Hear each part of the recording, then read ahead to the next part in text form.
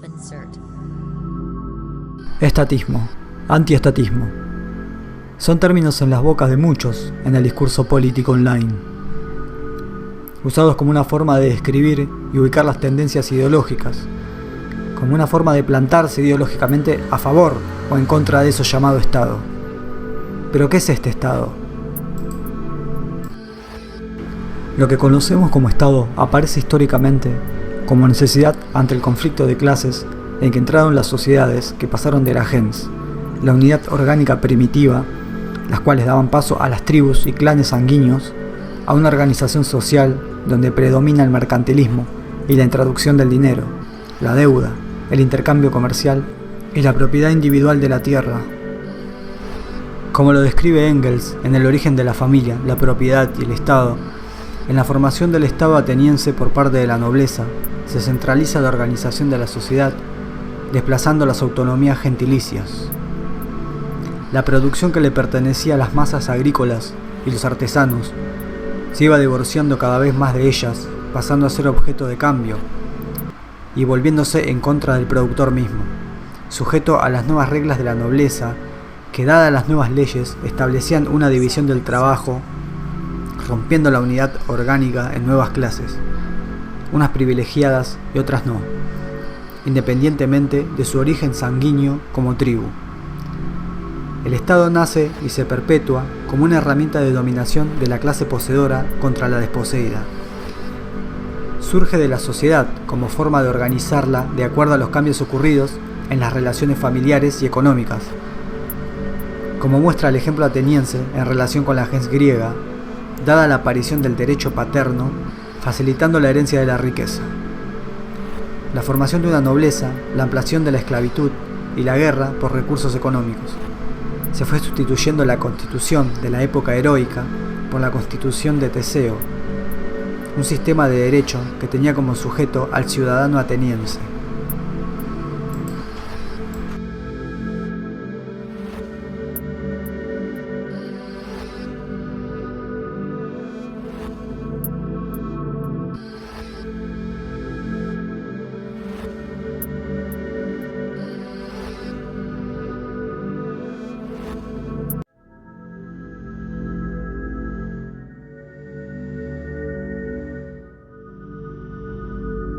Self-insert.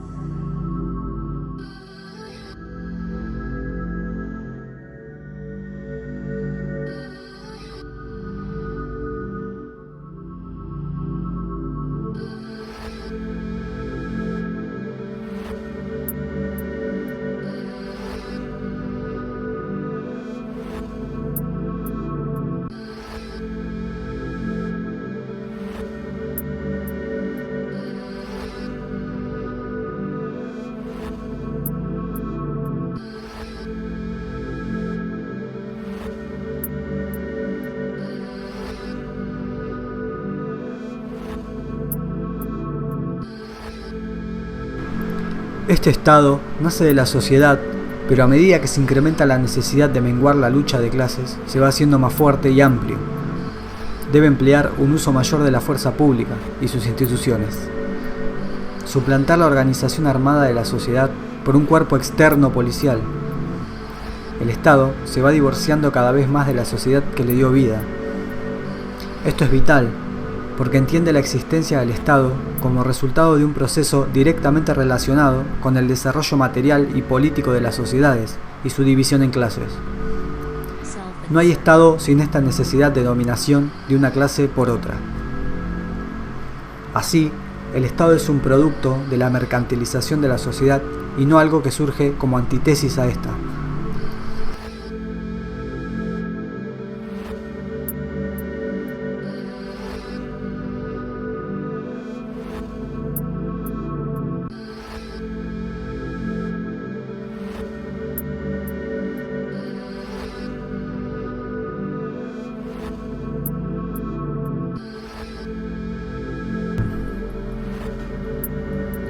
La aparición del Estado tiene distintas teorías filosóficas que han intentado explicar su necesidad.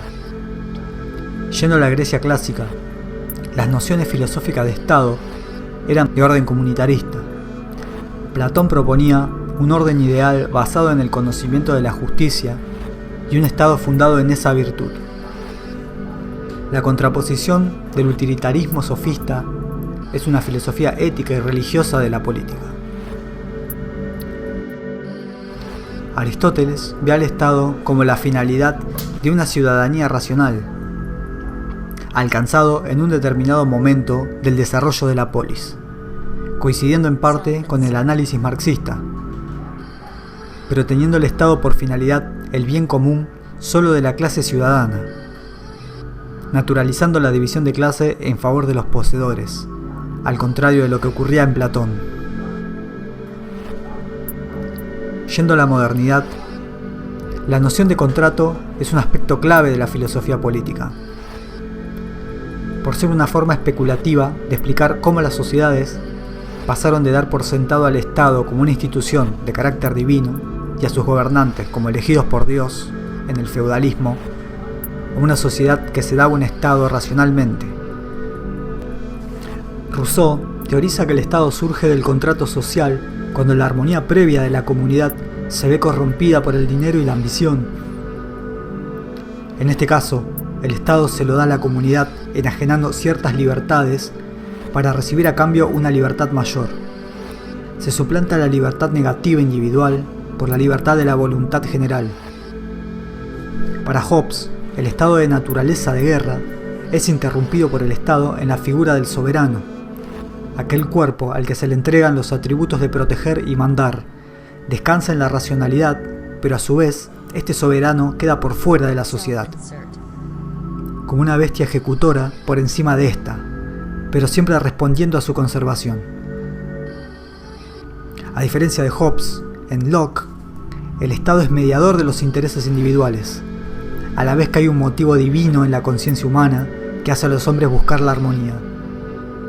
En ambos, el contrato es la forma en que la sociedad se da a un Estado que le garantice su subsistencia, siendo Hobbes un materialista y racionalista, mientras que Locke apela a la moralidad y al sentimiento religioso. Es Maquiavelo quien se ocupa de explicar cuál es la función del Estado y qué debe hacer para permanecer. Como precursor del realismo político, su interés no está en especular sobre el origen del Estado o la naturaleza humana como fundamento, sino dejar claro que la conservación del Estado por cualquier medio tiene por fin el bien común. En contraste tanto con el realismo político como con el contractualismo aparece en Kant su concepción de un Estado universal, abstracto. Este no es un Estado histórico ni pretende explicar cómo ha funcionado la institución, sino prescribir cómo éste debería ser. El Estado de Derecho es donde la libertad natural y sus pasiones se ven limitadas por el derecho, perteneciente al dictado moral de la razón. A pesar de las diferencias de estas teorías entre sí, vemos que todas comparten el poner al Estado como necesario para la conservación de la sociedad, aun cuando la concepción liberal tenga al individuo como el punto de partida.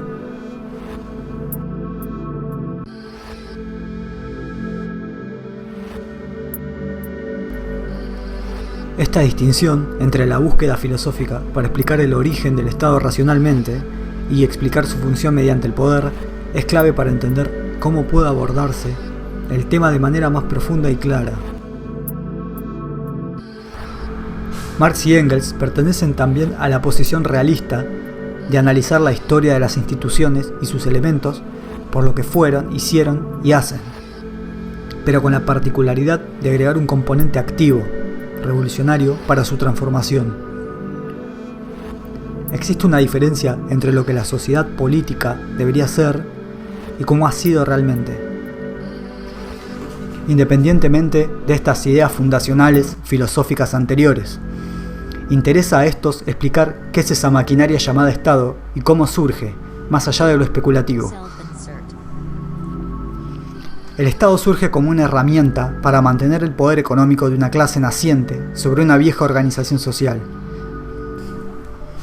Y no es producto de una idea pensada para oprimir a la individualidad originaria de los hombres, siendo esta individualidad el supuesto origen de la condición humana, ya que esta individualidad solo puede existir como resultado del desarrollo de la subjetividad en relación con su entorno social preexistente. En la filosofía política se ha teorizado al Estado como un mediador entre los hombres en su estado natural, sea este de conflicto o armonía, adjudicando a la naturaleza humana la necesidad de la fundación de este Estado. Así como se ha teorizado un derecho intrínseco del hombre a la propiedad privada y la libertad de coacción externa, el llamado derecho natural. Pero en la historia de las sociedades y los estados, no hay más que derecho positivo. Si bien podríamos argumentar que la aparición del Estado rompió con la armonía previa de las tribus y clanes, esto no equivale a reconocer un derecho intrínseco, sino otra forma de organización para la subsistencia de la especie, que nada tiene que ver con un hombre abstractamente libre.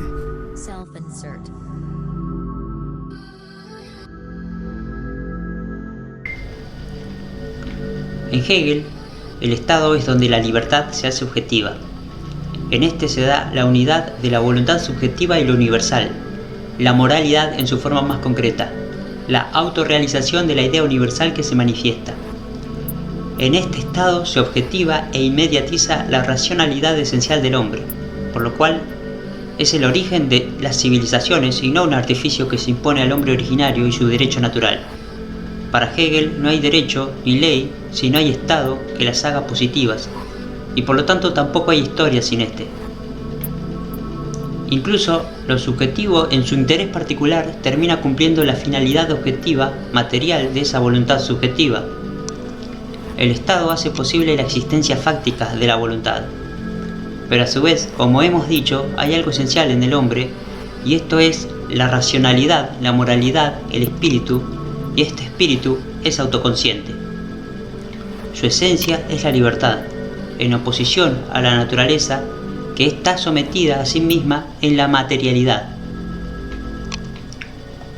Hegel se opone a las concepciones liberales clásicas del individuo libre por naturaleza, pero le reconoce al hombre una libertad esencial, dada en el espíritu, pero libertad que se encarna en las instituciones humanas, siendo el Estado el centro que aúna al arte, la cultura, el derecho y la tradición.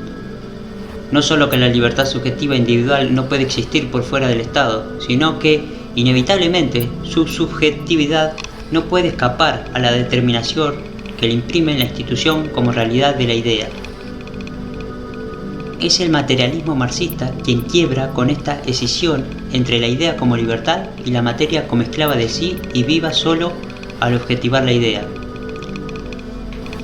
Si bien Hegel se distancia de la visión liberal sobre el individuo y el Estado, cae en el extremo opuesto donde solo en el Estado se encarna realmente la libertad y el hombre mismo como ser. El problema con esto es que, si bien entiende a la sociedad política como reconciliación entre el interés particular y el universal, no tiene en cuenta los fundamentos materiales del Estado moderno, fundados justamente en la separación entre la propiedad y el Estado de Derecho. Marx y Engels bajaron la crítica feuerbaiana a la religión, a la tierra y sus instituciones. Este Estado burgués no sería ya el principio universal que rige lo particular, sino una herramienta de dominación de clase. Para Hegel, el individuo, aún en su búsqueda egoísta de satisfacer sus propios fines, contribuye sin saberlo al desenvolvimiento del espíritu. Este es el caso de los grandes hombres de la historia como César y Napoleón, quienes cumplen con la finalidad de la historia universal. Así vemos lo erróneo del punto de vista antiestatista actual que califica de socialista cualquier forma de política que tenga al Estado como conciliador de los intereses de la comunidad. Si bien el Estado socialista realmente existente cumple parcialmente este rol, es necesario un gobierno del proletariado que mantenga a raya a los resabios burgueses, incluso en ese estado de transición que es el socialismo. En resumen, un Estado grande no es suficiente para ser un gobierno socialista en el sentido marxista.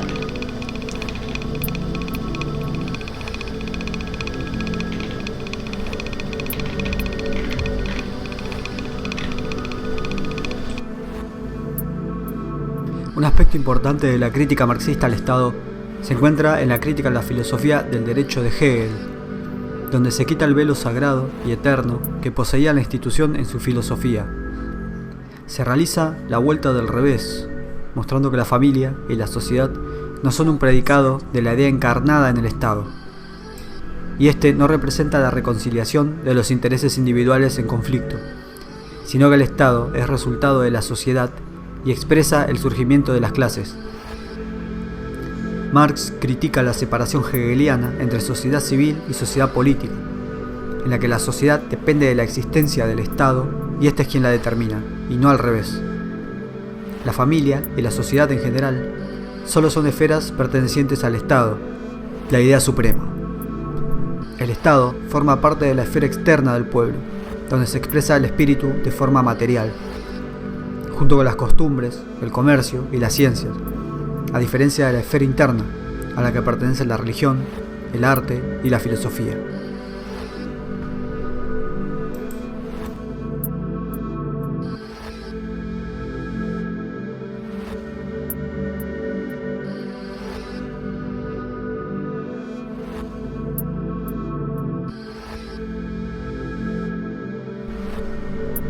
La idea dominante hoy es la de un individuo que se define por la ausencia de toda determinación externa, y solo se lo puede entender como producto del derecho natural. Esto da paso al individualismo metodológico, el cual pone a este individuo como causa cuando es efecto. También se tiene una noción contractualista en la que el individuo pacta formalmente para tener la protección del Estado mediante el derecho. Esta posición, si bien se orienta más a una visión comunitaria, borra por completo el carácter de clase del Estado. El individuo ahora se integra al todo, pero pasivamente, ya que el Estado sigue escindido de la sociedad. Ahora, entendiendo al Estado como lo que realmente es, ¿cuál es la posición marxista-leninista al respecto? Ante el carácter irreconciliable del Estado, surge la necesidad de someterlo a la crítica radical. Lenin se encarga de esto en su obra El Estado y la Revolución, donde hace frente tanto al oportunismo socialdemócrata de Kautsky como a los anarquistas. La diferencia entre los primeros y los segundos es que los primeros aseguran que el Estado puede armonizar gradualmente las contradicciones de clase y los segundos que buscan destruir al Estado de un plumazo. Pero la posición de Lenin viene a superar esta falsa discusión entre estatismo y antiestatismo.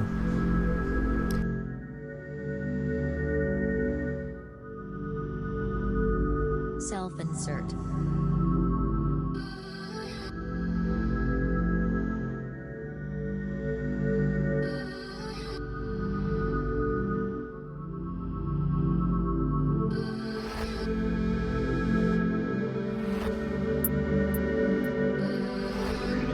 La distinción que se suele hacer entre lo privado y el mercado frente a lo estatal es puramente ideal. En la política real, ambas esferas son inseparables en el ejercicio del poder. La separación solo cobra sentido al especificar la preeminencia de uno sobre el otro, pero no como sustancias diferentes con existencias independientes. El paradigma liberal de un hombre mercantil anterior a una organización social estatal es un mito.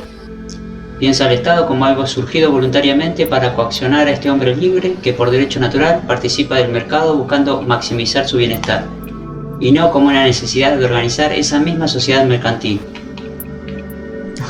El hombre robinsoniano, como apuntaba Marx, no es más que la mitologización de un tipo de hombre burgués solo existente en condiciones burguesas, así como cada época tiene sus hombres y sus clases. Por el otro lado, la defensa liberal demócrata del Estado pone al estado de bienestar como el polo opuesto al egoísmo libertario, pero defenderá siempre el estado actual de cosas, vendiendo la ilusión que alcanza un relato de pueblo o de derechos, para tapar la falta de una verdadera visión de cambio y superación del presente. Acá hablamos de capitalismo existente en contraposición al capitalismo mítico del individuo mercantil por naturaleza, que mientras más libre de la sujeción del Estado se encuentra, más prósperos serán él y sus asociados. Otras variantes del liberalismo de raíz anglosajona, como el minarquismo, proponen no deshacerse del Estado, sino reducirlo a algunas funciones legislativas y ejecutivas, siempre garantizando el derecho natural a la propiedad. Pero al tratar de llevar esto a la práctica queda absorbido por el capitalismo existente y debe jugar con las reglas del Estado y el mercado existente, lo cual deviene en alguna forma de neoliberalismo. ¿Es esto o el mito libertario que jamás tendrá reflejo en la realidad? Tanto los socialdemócratas como los anarquistas partían de posiciones idealistas y utópicas, que no tenían en cuenta la realidad efectiva del Estado ni un programa para desarticular su naturaleza como herramienta de opresión de clase.